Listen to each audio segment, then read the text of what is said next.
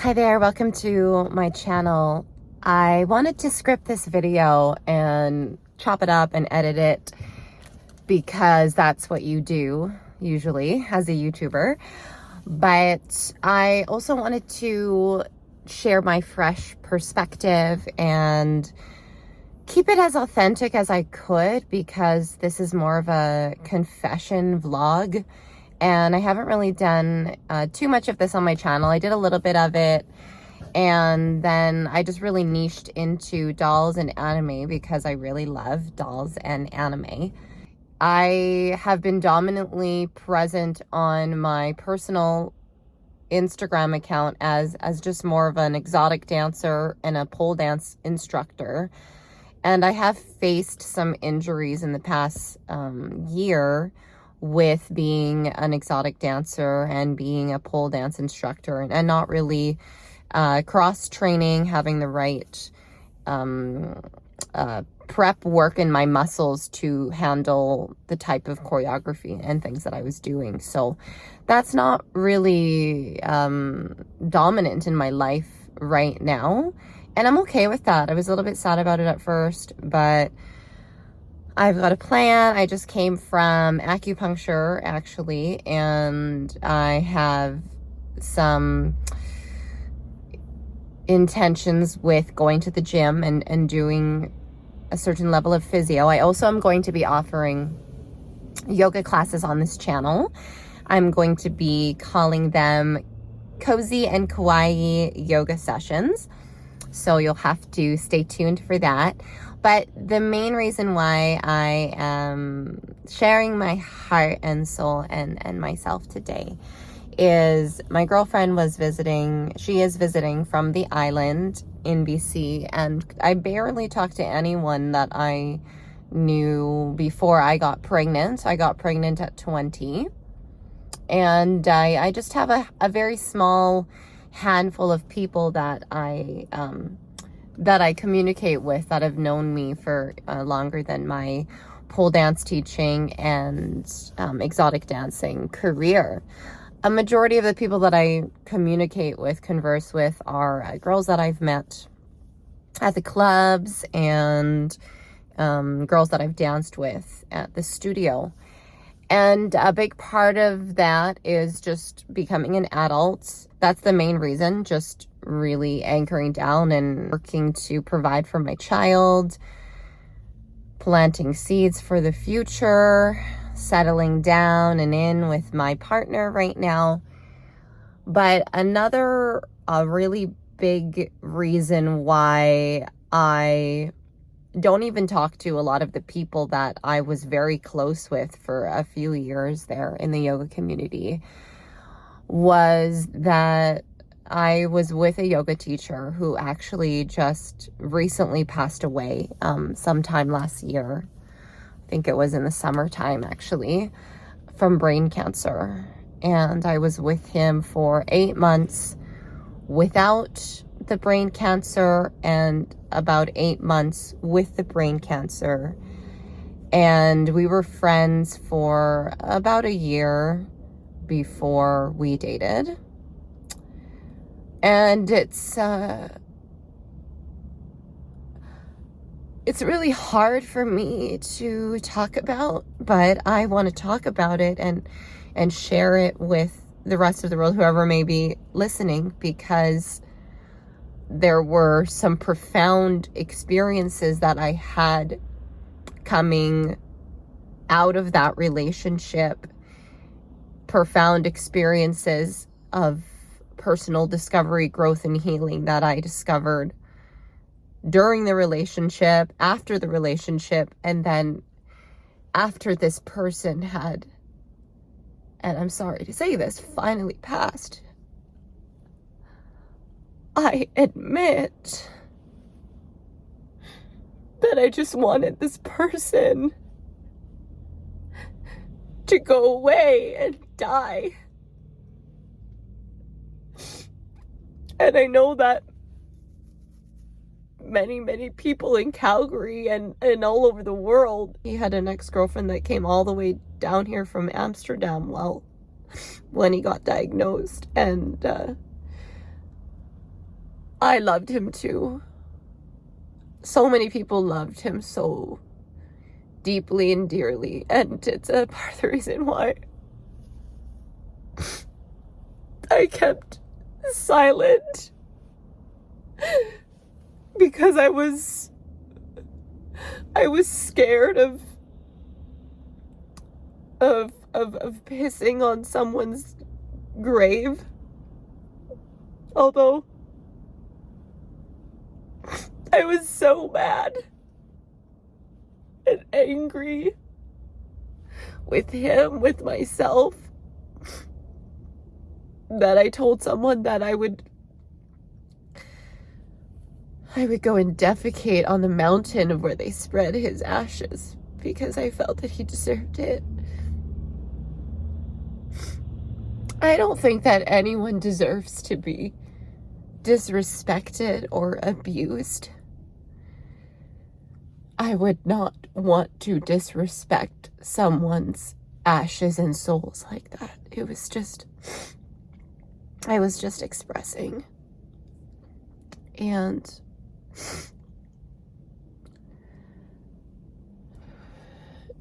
during our relationship,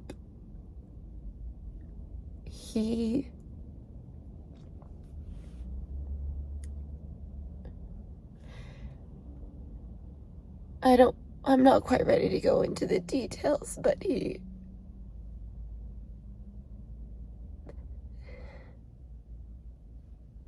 manipulated me into doing things I wasn't ready to do, things I didn't want to do. And then he went and told a handful of our friends that those things were my idea. And then even went as far as to say that he thought that they weren't, like, he wasn't into them, that it's not really his thing, but that he did them with me because I wanted them. And I was in a really weak state. I never stood up for myself. That was just one of the very, very traumatic things that I experienced while being with this person. And we parted ways like almost 4 years ago now. Almost 5. And he passed away just last year.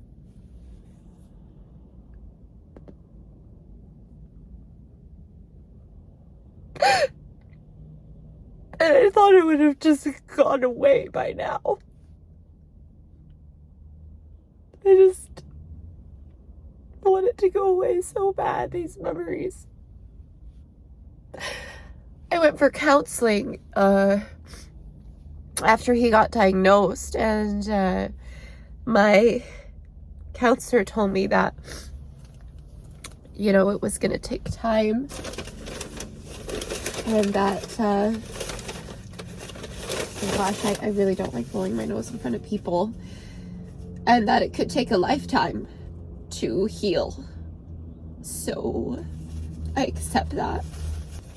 It doesn't make it any easier. In the last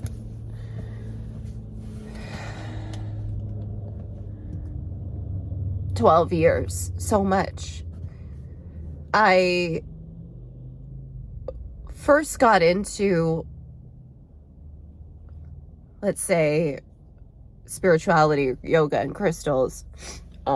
When I was 17, I had found out that there was something called a yoga. Long story short, I found a small copy of the Yoga Sutras of Patanjali at Chapters in the discount section.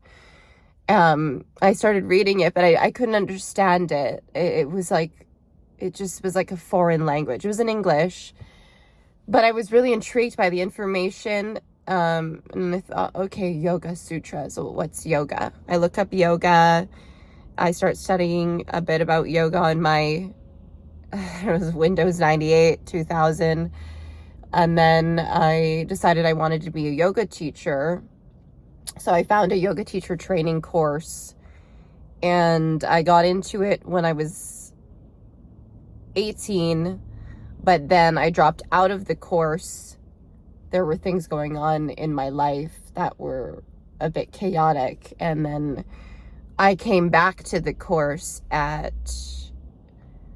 22 or 23. At that point, my son was 1 or 2. And it was actually my cousin who told me I needed to go back and finish that course. And I was on the path of healing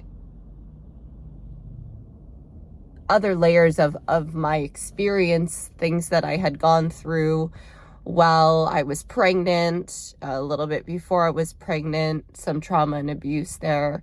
And yoga really helped to ground me out. Yoga is the reason why I don't take antipsychotic medication and sleeping pills and anti-anxiety pills. There were some scripts that I had that I just didn't feel, and I completely support the use of medication. Just for myself, I knew deep down inside that there was something in Eastern medicine, and particularly yoga. And I chased trying to become a yoga teacher for years and years. I was making no money. I did 3 yoga teacher training courses, all which costed me a small fortune, around $7,000. I was working in retail, I was serving, I was teaching spin, row, yoga. I mean, there was just a bunch of different avenues that I was, doing on to make money. And then I thought to myself that I just had to go to India to really learn yoga. That's when I did my 3rd yoga teacher training. And on the way back, I told the universe, it was such a strong proclamation. I told the universe that I was going to teach yoga full time no matter what. The reason why I'm getting so emotional right now is because I fucking loved doing yoga and teaching yoga. And I'm blaming this yoga teacher that I dated. I feel like I don't want this to be the story. I don't want to label the fact that I don't teach yoga anymore, do yoga anymore, this story. But I feel like the trauma and abuse that I experienced within the yoga community, dating this yoga teacher, that it had ruined yoga for me. And even now, to this day, when I go to a yoga class, I see him in the room, and it is so traumatizing. And I just want it to go away, and I cry in the room. But my body, my soul feels it was so much lighter, so much freer. And I know for sure that relationship was a catalyst to become an exotic dancer. I was very underappreciated and verbally abused in that relationship as well. And becoming an exotic dancer was a type of freedom for me. It was a type of therapy for me. Still is therapy for me. And sometimes it's work too. 4 years in, and it's just been just really quite a bit of a struggle. So dolls and toys, where does that all fit in? Earlier this year, I was introduced to this Asian fashion doll from Japan called Pull-Up Doll. That's what a majority of my channel is about. I think maybe one of the reasons why I take so much to these dolls, and they got different outfits. Some of these outfits are so high fashion. I loved working and being in fashion. I worked for Aritzia for 5 years. I worked at Holt Renfrew, Free People. At Holt Renfrew, they sold their department store, kind of like Nordstrom or Saks Fifth Avenue, and they have a Louis Vuitton boutique, a Gucci boutique, a Chanel boutique. It's a Canadian department store, and I worked for a British kind of like rock type of clothing line that, I was in suiting in the men's department, and we sold suiting pieces, some streetwear, leather jackets. The brand is called the Couples. Such a fantastic brand. Free People is a little bit more of this bohemian, hippie, 70s chic. They're based in California, I believe. They also own, they're also under the same branch of Urban Outfitters and Anthropology. And I believe they had like a gown line called BLDHN, Beholden. I think that's what it was. Aritzia is a Canadian brand, and they just have a plethora of different styles of clothes, from streetwear to office wear to casual wear. They carry premium denim brands like J Brand, Seven for All Mankind. And one of my relationships that was a good duration of time, a pretty serious relationship of mine. I don't want to get into too many details of who that person is. And then the yoga teacher that I had dated. Also, my first boyfriend when I was 15. The 3 things that these guys had in common was that they were always trying to control what I wore and how I dressed. And I always succumbed to their control. I always just went along with what they wanted or didn't want me to wear. And I'm with someone now who I could wear a garbage bag and he would tell me that I looked beautiful and I looked like a rock star. I love that you can dress up these dolls. I love fashion. Exotic pole dance and being an exotic dancer. If you type in exotic pole dance as a hashtag on Instagram, I don't know if it's shadow banned now, but if you check out some of these European exotic dancers and Canadian as well and North American as well, just some of the fashion. Like my favorite fashionista exotic pole beast queen is Olga Koda. And her style is sick. These pleaser shoes are so hype. They are so beautiful. If you're a girl who likes fashion, I could see you, or a person who likes fashion, I could see you taking to, the world of exotic dancing or the drag world. You can like fashion, and you can also do yoga. Lululemon is his own fashion brand of yoga and line.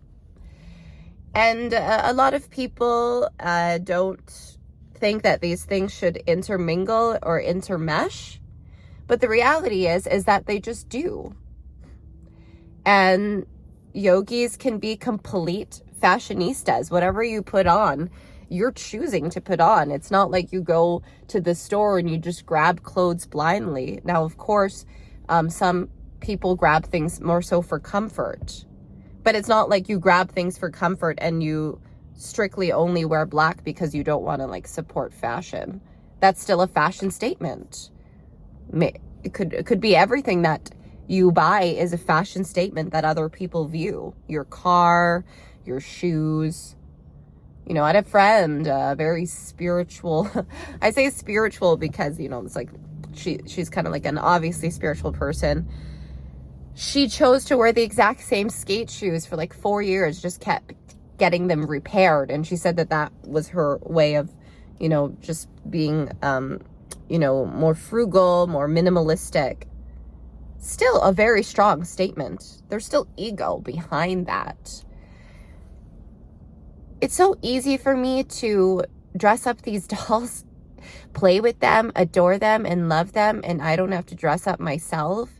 I've spent a lot of my life just having to dress up myself for the public eye. Like when you work in retail management in a high-end clothing store, you have to present yourself a certain way. Even as a yoga teacher, I almost didn't get hired at one yoga studio because my hair was purple, and I had to have coffee with the yoga studio owner to convince her, because she said, at first I didn't want to hire you, your tattoos, your purple hair. And I had to convince her that I was a great teacher and that stuff was irrelevant. But for the longest time, Starbucks didn't even hire people with colored hair. What I love about collecting with dolls is there's no restrictions there when it comes to their hair color, their fashion. And I'm not really a part of the equation there. I'm not. Yes, I share pictures of my dolls. I hope that people like them. But for the most part, I want to like them. And I don't know, the last time I used to dress a certain way because I wanted to like the way that I looked. After some time, I just kind of, especially with exotic dancing, I just kind of got just lazy during the day. I just wanted to throw on whatever and not worry about my hair, not brush it, and just get on with my day. I collected Sanrio TYs when I was younger.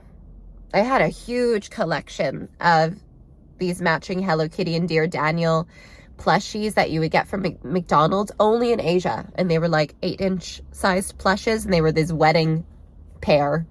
And each wedding pair was like a different country. So the traditional garment for North America or China or Japan. They were so adorable. Unfortunately, my mom, she had donated all of these plushies because she didn't think I was moving back home. I was kind of like into drinking and drugs, and yeah, I was just not around. So she just thought, oh, she just doesn't care about these things anymore. I was upset for a while there. I had all these TYs with like the plastic. So I'd always been into, there was like a small collector energy that I had there, or habit that I had there. That was like, I was getting pretty hardcore about that from like 12 to about 16. But then I did move out at 16, and I was kind of in and out of my house until I got pregnant. Then I was like back into my house getting my parents' help. When all of those plushies and everything's, were donated, I was really sad, but I wasn't really that worried about it because I was just really into yoga. And I had all these Hello Kitty collectibles from, my 17, 18. I had gotten all these Hello Kitty things for this apartment that I had. And there was a girl in my yoga teacher training course, my first one that I was in when I was 19. And she had a Hello Kitty shirt one day. And I was in this like letting go of physical attachments type of kick. And I just gave her everything Hello Kitty that I had, like t-shirts, about 5 or 6 decorative pillows, this bedspread, all these figurines. I had just packed my trunk, and I just gave it to her. I wasn't even attached. I was so unattached to everything in my life except for my practice. And I was practicing yoga a lot. And it was helping me realize how to navigate through my anxiety. A big part of it was also my diet. And in my mid-20s, when I was going through postpartum psychosis, early 20s, just right after my son was born, I was dating a nutritionist, and I was able to, so it wasn't only yoga, there was nutrition was involved in that as well. There was a yoga teacher, Reiki healer that I was working with, and she was recommending some natural things for me to be taking as well. And then, earlier this year, maybe because of my injury, I just got really into collecting dolls. I even went so as far as to basically rebrand and close down my crystal store. I had over like 1,200 crystals in stock. And now I'm at just like 20 to raise money for dolls, but also to kind of start to prepare to take that in a different direction, because for a couple years now, I've been running the shop now for about 3.5 years. I just felt like an Amazon worker. I was just packing so much, and there wasn't a ton of creativity with that. I didn't want to hire someone to pack. I just didn't want to train anyone. I'd been training people forever, and it's not really my passion. So the other day, somebody subscribed to this channel because they saw a review on this book, this chakra book, which is an amazing book. And I've given it away, my copy away, to about 8 or 9 people. I've bought it for a few people, and I still have a copy of my own. And then they unsubscribed when they found out that my channel was about dolls. I've had a lot of people say, you should have 2 channels. Right now, I'm just really trying to get the watch time on this channel. And I niched down a bit. I was posting about dolls and anime mostly, and I mostly post about dolls, anime, manga. But I don't want to have to compartmentalize myself. This is who I am. I know a lot about the chakras. I know a lot about Eastern medicine in terms of yoga, philosophy, and application. And I'm circling back to doing more of that and being like a more disciplined yogi again, because I'm working through my traumas, and I miss it, and I want to get back with it. But I still will watch anime, and I still will read manga, and I still will collect and play with dolls. So hopefully you'll stick around for all of that. And I want to chat with you. If you've been a caregiver for a lover, a narcissistic, abusive lover who had brain cancer, we might have some things to talk about. Not sure how many of you are out there. I meant to go to this group of kind of this talking group for people who were caregiving for a loved one with cancer. I just didn't go. It's hard. It's hard to talk about that, your traumas, and it's just baby steps. I think that's a part of the why, circling back all the way to the title of this video, why dolls. I think that's a pretty big why. It's just fun. I didn't have, I had a great childhood, but I didn't have a lot of years that other people had with being a single mom. And my parents were immigrants from the Philippines, and they went through their own challenges that they had to deal with and address. And they did an impeccable job of raising me. But my childhood was also very different from others. I was privileged, however. I had amazing toys, and lots of toys, and amazing experiences.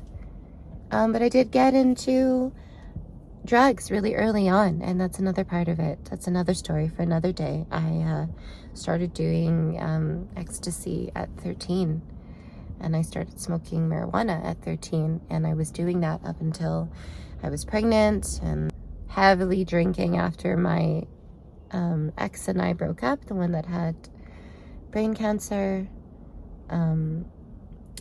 Just different layers of our experience might lead us to certain things, and we might be collecting dolls and toys to nurture our inner child and play with our inner child. And some of us may have had traumas, and some of us may have had none at all. Just because someone's collecting dolls and toys, it doesn't mean that they had trauma as a child. Or if somebody's an exotic dancer, it doesn't mean they were sexually abused. But if they did, then all the more to be compassionate and supportive of their journey. So thank you for watching. If you've made it all the way to the end, congratulations. Yes, comment below, just anything at all. I want to hear from you. Stuff you might want to see on this channel. Similar experiences, if you've had any. Have you done yoga? Have you tried yoga? Are you open to trying some very basic, very simple yoga classes? I have this really cute aesthetic planned for those classes, so stay tuned for that. Enjoy playing with your dolls this week, or enjoy just being and breathing and your life, and I'll see you in the next video.